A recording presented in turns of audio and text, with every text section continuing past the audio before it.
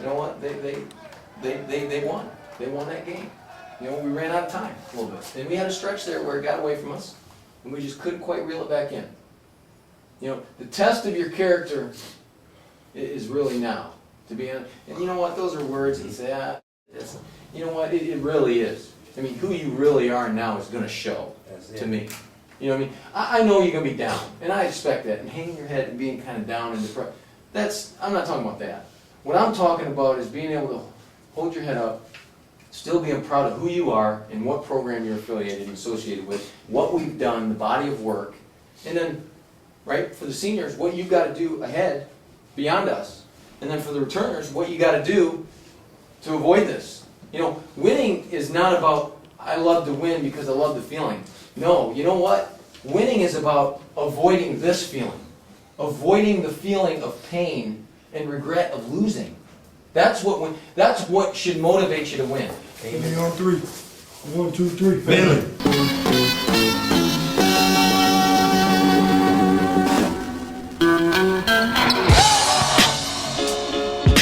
Or the 12-minute mark, that's all going to start paying off. If you're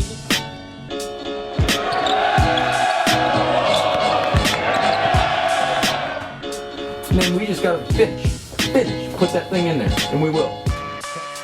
Finish on 3, 1, 2, 3.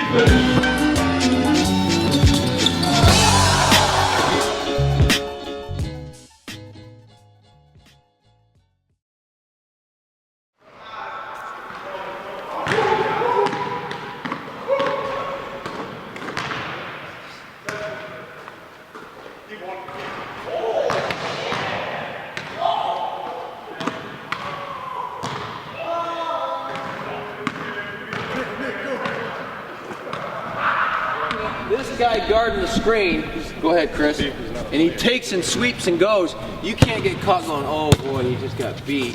I think defense is hard because nobody wants to do it. How many times when you watch the ESPN's top 10 of the day, is it about a defensive effort? You know, maybe a block off the glass or into the third row occasionally, but by and large, if you take the last 365 days of top 10 plays, that's 3,650 plays. How many of those do you think are defensive from a basketball standpoint? Probably not very many. I'm watching a replay of the Cincinnati-Louisville game, and it's 6-5 Cincinnati. Next thing you know, Louisville goes up on a 9-0 run. After a timeout, you know what the whole thing they did was different? They just picked up, 95 feet. Being a great offensive player doesn't necessarily correlate to helping your team on defense. Being a great defensive player and getting stops and getting the ball translates to creating scoring opportunities. And that's just our philosophy. So just know right away, the defensive end is where you're going to set the tone. Peter on 3. 1, 2, 3. Peter. I mean, I was excited because we had waited a whole year. And, I mean, obviously we knew during the season that we was a way different team than last year. But we still had to wait. We still couldn't speed the tournament up. We couldn't make it come faster, you know. We had to wait the full year.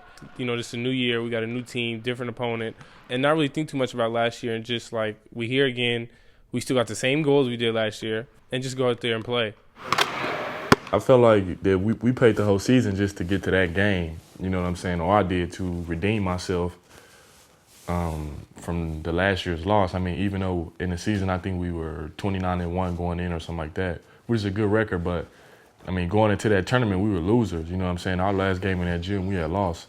So going into that game, I really want to, you know, come out and win. And not only win, I want to win, you know, by a lot to show like, okay, we back.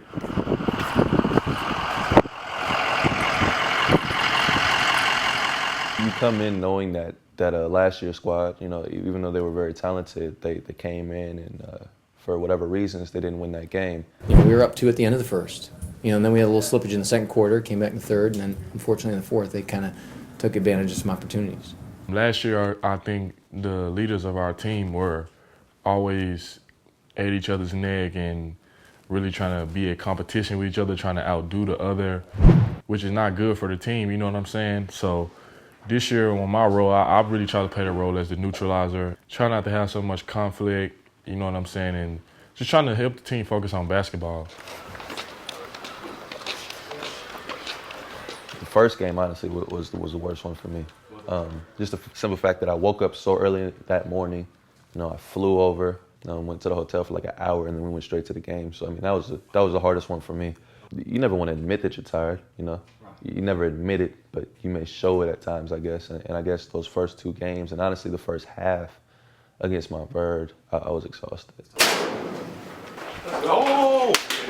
Kind of like getting past that demon, you know, the same locker room, same gym. Probably immediately was like, oh man, this place again. But on the flip side, it was like, all right, you know, how many chances did you get to exercise some demons, you know? I walked in, I was like, damn, this a year ago from that day, we lost, and it was the end of the season. And I didn't want that to happen again. Again, as a competitor, like, you like to overcome adversity, and you like to, you know, prove, you know, stuff that you haven't been able to do before. You want to overcome that. You know, but that's one of those things that's kind of like good, you know, get back on the bike. You know, it's like a kid when you learn how to ride a bike. You fall off, you say, well, I'm done, I'm not going to do it anymore. Well, then guess what? You're never going to learn how to ride a bike, and you're never going to get very good at it. So you know what? Let me get right back up on that thing. You want to overcome, you know, what they're putting you. You want to get over that hump, and once you do that, you know, you feel like you can do anything in the world. So once we did that, you know, in that first game, back in the same locker room and everything, you know, we felt like, you know, nothing could stop us. Look, I'm not about just winning. If I can break a guy, I'm going to break you. I'll cut your throat and I'll let you bleed out. And I don't feel bad about it. That's the game. If you don't want it, don't play. Like I said, go back to the hardest day you had in this program. Today's the day you got to beat that day. You got to go back to that day and you got to beat that day.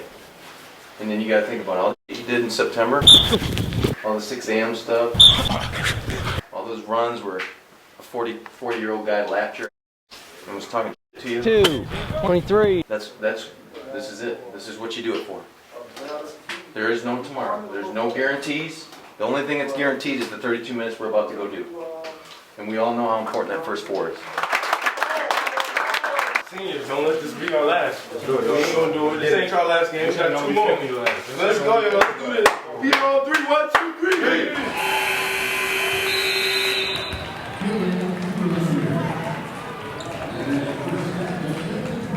Here's the problem.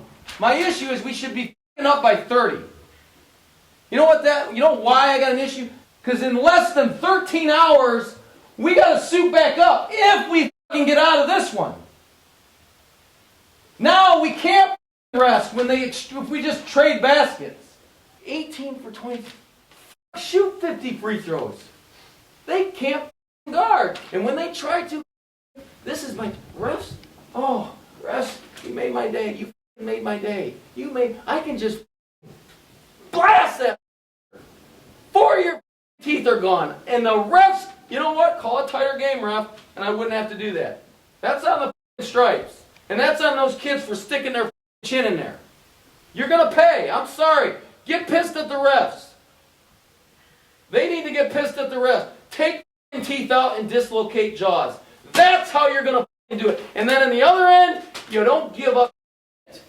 You rebound that and you run it up their ass.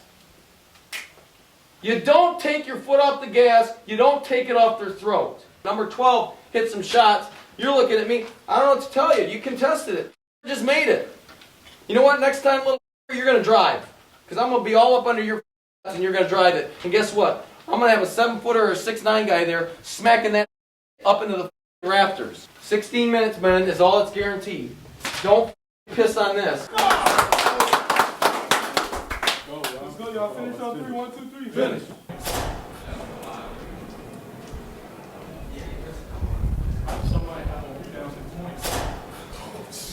You're in the Final Four. Big time basketball. Set. Final Four. Let's do it. Good job. Got that off our back. Redemption from last year. You guys, returning guys. Okay, that's out of the way. So 1 on the checklist is done. Here, look at this. You hold them to 16 for 64. 25%. 4 for 24 from the arc. If you don't think defense won this game, you're nuts. You're crazy. And here's the proof. Coach, thoughts on St. Benedict's tomorrow? I think they were kind of a little zombie-ish in that first half. And then they went in at halftime, and whatever Mark did, he woke them up. We got a tough team now tomorrow. St. Ben's, they can go. They woke up at halftime, right? They woke up. They were asleep, zombies in the first half. And I was like, I'll play either team. But then they woke up, and I was like, okay, that's why they've only lost 2 games this year. Teams that are in these positions, in these events at any level, college, high school, whatever, it's about defense is going to win. The team that defends the best consistently for the longest duration, 32-minute game, 40-minute game, whatever, is going to win. And that's what you got to do. You got to guard.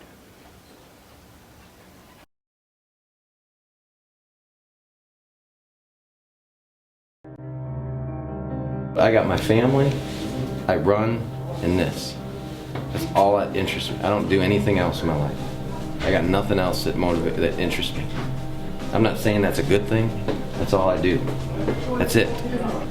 I put everything into it. I know you put everything into it. You got to put everything into it today to get to tomorrow.